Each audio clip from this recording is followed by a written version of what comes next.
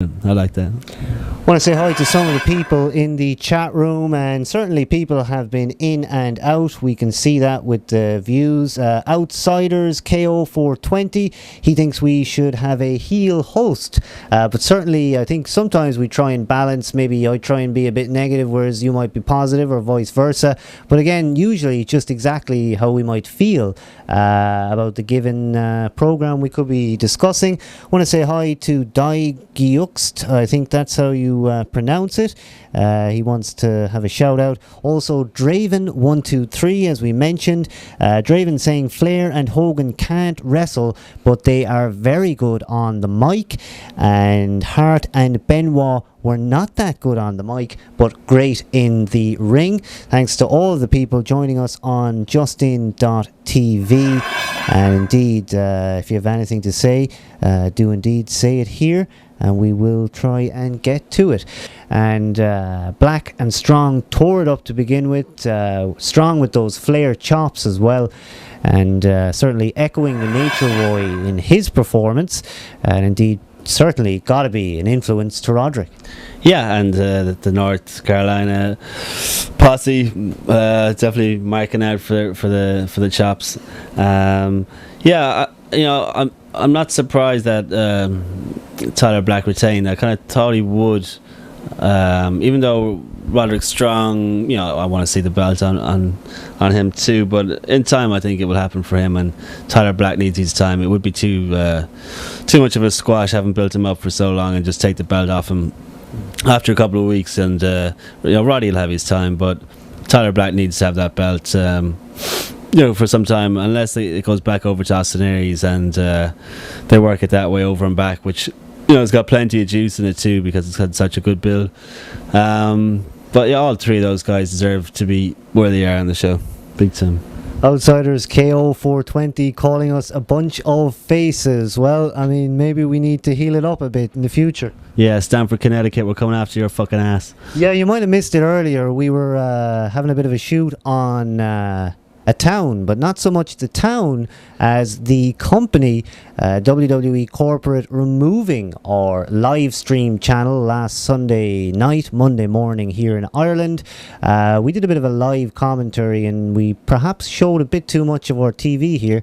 Had quite a few viewers, and we tried to keep people informed as to what was going on. But unfortunately, WWE Corporate out of Stamford, Connecticut, decided that the stream not good enough for them, and indeed we were just telling them that we will be back, and that's pretty much for sure. So we're looking forward to more live commentaries in the future. Certainly if you don't fancy ordering the pay-per-view, and maybe you just want to casually find out what the results are as they happen, keep it here, justin.tv/WrestleDope. And also, if you are signed in here, I know a lot of people don't even have a username, but certainly favourite us if you fancy coming back here again.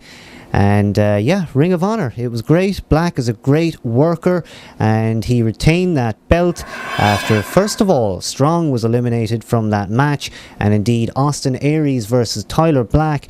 We went right back to where we started from with that anniversary show, and indeed the match pretty much happened again. Yeah, and they still deliver every time, and it just amazes me. It's never the same. Anytime you watch those two guys in the ring, it's never the same. They don't copy matches they've done previously. They don't do the same, even of their own. Well, a little bit of their own kind of signature moves, but really they can just step it up over and over, and that's just the difference between those kind of guys. And I'm not marking out Ring of Honor, but those guys, when you compare that level of, it's an art in a sense, isn't it? It's performance art. Yeah, I mean, and when you see Cody Rhodes and R-Truth, and just put those two guys up against two guys like Tyler Black and Austin Aries, and it's just a different ball game. And I feel sorry for those fuckers in WWE going forward, because the future is bleak with people like Jack Swagger holding the belt, and they just don't see it, and it's unfortunate. So between that now and Stamford, Connecticut, WWE, you're not in the good books with us, Not at all. And you tipped the right topic there. Jack Swagger is the new World Heavyweight Champion. On Raw this past Monday, he challenged but then failed to claim the WWE Championship from John Cena. How shocked we all were then on the following night, indeed shown on a Friday, at WWE SmackDown, when Jack Swagger pretty much came out after an Edge Jericho beatdown and cashed in the Money in the Bank. He is the new World Heavyweight Champion. Yep, Jack Swagger, the new World Heavyweight Champion. Yeah, now here's the thing, I think, with something like this. You know, it's the kind of thing where you're not going to be able to please everybody all the time. And you have people like us who will watch WrestleMania and go, you know, predictable, Snorefest, you know, why they could have done this, and they could have done that. And then on SmackDown, the things like that do happen, where Swagger out of nowhere, and I certainly didn't expect it, cashes in the Money in the Bank and becomes the new World Heavyweight Champion. And it happens, and then you kind of go, oh, Swagger of all people. Yeah. There's just no pleasing us wrestling fans, I don't think, at this stage after so long. But I'm all down with pushing young talent, new talent, and all that, Mark. But Swagger, like I said earlier, he has, they have their work cut out for them. I mean, we talked about this earlier, how it's going to be very, very different soon. We started a new decade and already the decks are being cleared. Shawn Michaels is already gone. He may not be here this decade. He may not ever be back. Undertaker, he can't have much longer to go. I'm actually really surprised from what I've heard of his backstage feeling. He's quite injured. Certainly a lot of people say he's in pain backstage. You got to take that with a pinch of salt.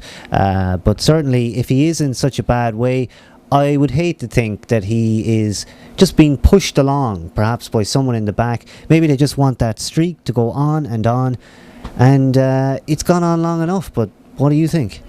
It's an interesting point, because I'm sure his target is probably 20, and I'm sure they know he probably doesn't have much more than another 3 years max in him. It's just he's gonna have to really take it handy for the next 2 years if they want to get that to 20, you know. And who knows if the streak will be, you know, shattered from there on. Somebody might get put over. Probably not, but you never know.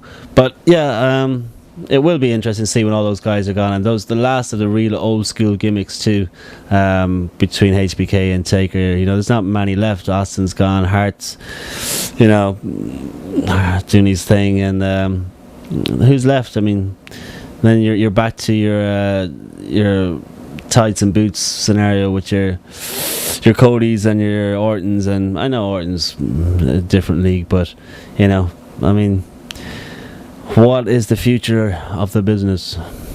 It's going to be very different for us. It's going to be tricky when we don't have those legends coming back. So many of those guys passed away. So many of those guys in arguments with the company were denied Macho Man Randy Savage.